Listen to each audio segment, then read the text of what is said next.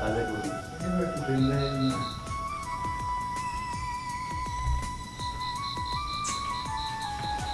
আর কি করতেছো? ছাড়ো। কেন এই শাড়িটা খুললে তোমার তো ভালোই লাগছিল, খোলো না। পাগল হয়ে গেছো? বাহ, এমন ভাব করতেছো মনে হয় তোমার শাড়ি আমি প্রথম তুলতেছি, আগে পরে কোনো খুলে নাই। দেখো এদিকে ঘরে, এদিকে ঘরে। আর দাঁড়াও না। আহা, এই আমি কি তোমার ভাসুর না শ্বশুর যে আমার দেখে লজ্জা পাইতেছ? লজ্জা পাচ্ছি না। প্রতিদিন এই অফিসে যাওয়ার সময় আমার জামাটা তুমি উঠাই দাও। নিবাইতে একদিনও পারো না। খামাখা কিসের দিকে জামাটা উঠাও কত? আরে কত ওই যে ভিডিও দেখছিলাম, মেয়েগুলোর স্বামী যখন বিদেশে থাকে জ্বালা কমানো লাগে কি করে, বেগুন শশা এইসব তো তুমি চাইলে ব্যবহার করতে পারো। তুই কি মরছস নাকি? আরে হয়েছে, মজা করছি। আর কি বলে শোনো, আমি যাচ্ছি, আমার সময় কম। তুমি তোমার যে ওষুধটা মনে করে কিন্তু খেয়ে নিও, ঠিক আছে? দেখো, তুমি নাইট ডিউটি করো, সারা রাত ভরে নাইটে থাকো, দিনে আইসে খালি ঘুমাও আর ঘুমাও। আমার একটু সময় দিতে পারো না? দেখো, তুমি খুব ভালো করে জানো যে তোমার স্বামী নাইট ডিউটি করে, আর 12 ঘন্টা ডিউটি করার পরে কারো কি দিনে ঘুম ছাড়া ওইটা চাইবো? ওইটা তো চাইবো না, বুঝলাম। তাহলে আমার লাগে এসে তোমার এরকম করার কোনো দরকার আছে? খামা খামার জ্বালা বাড়ানে। এখন যাবো ডিউটিতে, না আজে বাজে পেছাল করতেছে, আমার মুডটা নষ্ট করে। তুমি মাথা লাগে লিখে কিচ্ছু করার মুরত নাই, খালি এসে আমার জ্বালাটা বাড়ানোর মুরত আছে। রাত্রি কাপড়টা নষ্ট করে দিতে হয়। দিনের বেলা শুয়ে থাকি, রাত্রে আমি ডিউটি। আরে আরে দোস্ত, তুই ঘুরে আইতেছিস কেন? ঘুরে আসতেছি না, অফিসে কারেন্ট নাই। কেন শোনস নাই? মাইকিং করছে আজকের থেকে আরো 2 দিন লাগে কারেন্ট থাকবো না।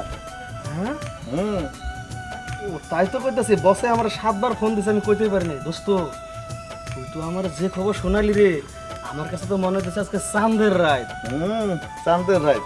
দোস্ত, এই খবর উপলক্ষে তোর আমি মনে কর জব্বারের দোকানে 3টে চা খাওয়াবো। কারণ কি লেগে জানোস, বউটা আছে না, বউটার সময় দিতেই পারি না। আজকে যাইয়ে এই রাত বউরে এমন সময় দেবো, ওই বাসর রাতের কথা মনে করে দেবো। তো থাক, আমি জায়গা।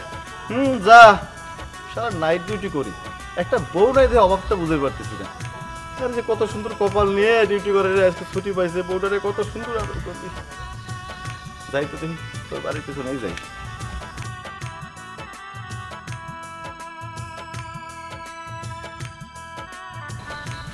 রাত্রি কিচ্ছু ভালো লাগতেছে না, কি যে করি।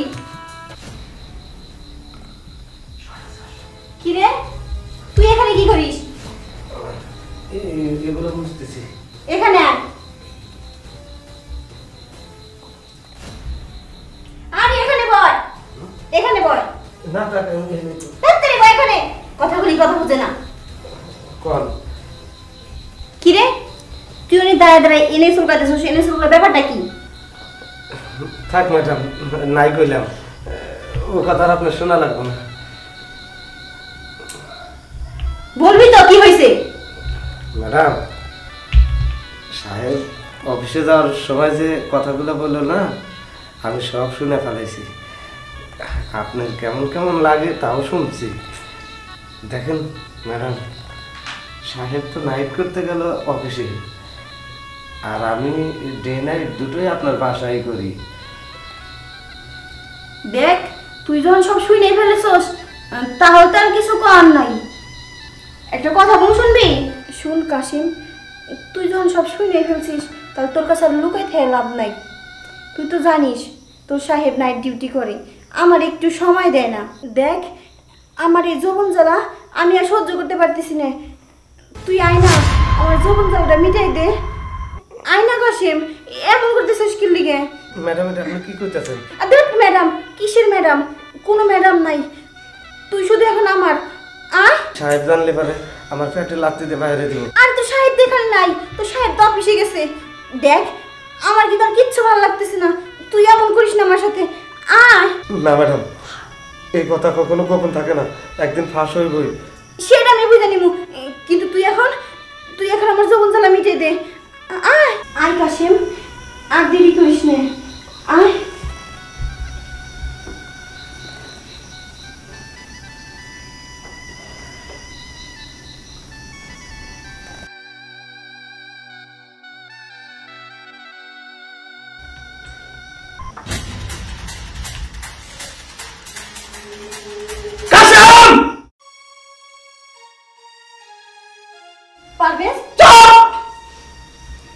তোর বিচারটা আমি পরে করতেছি, আগে এই মানুষ রূপী জানোয়ারটা এর বিচার করতেছি। আমার ভাবতেও কষ্ট হচ্ছে যে আমার বাবা বিশ্বাস করে এই বাড়িতে, শোন, বাবা যদি এই বাড়িতে তোকে না রেখে একটা কুকুর পুষতো না, সেই কুকুরটাও এই বাড়ির খাবার খেয়ে মালিকের গুণগান গাইত। আর তুই কি করলি? হ্যাঁ, তুই কি করলি? তোকে আমি আমার বাবার মতো সম্মান দিয়েছিলাম, আর তুই এই বাড়িতে যা করলি আমার বলতেও লজ্জা করছে। তাই এই হাত তোর উপরে ওঠানোর আগে এখান থেকে চলে যা, ভেঙে যা, যা বলছি। সরি। চাপ কর, কালনাগিনীর বাচ্চা। সরি না? তুই কি কোনো লোকাল বাসে উঠেছিস যে তোর পায়ে কেউ পাড়া দিল আর পাড়া দিয়ে সরি বললো? দেখ, তুই যে কাজটা করেছিস আমার ডিকশনারিতে সরি বলতে কোনো শব্দ নেই। লজ্জা করে না? এই আমি দিনের পর দিন যে নাইট ডিউটি করতেছি কার জন্য? হ্যাঁ, কার জন্য এত এত টাকা কামাচ্ছি? লজ্জা? লজ্জা তো তোমার হচ্ছে। তুমি আমার একটু সময় দাও না। লজ্জা না? আমার লজ্জা হবে। শোন, একটা পুরুষ মানুষ তার শখের নারীকে ঘরে রেখে কেন বাইরে দিনের পর দিন পরিশ্রম করে জানিস? শুধু টাকা কামাই করে এত এত। কার জন্য?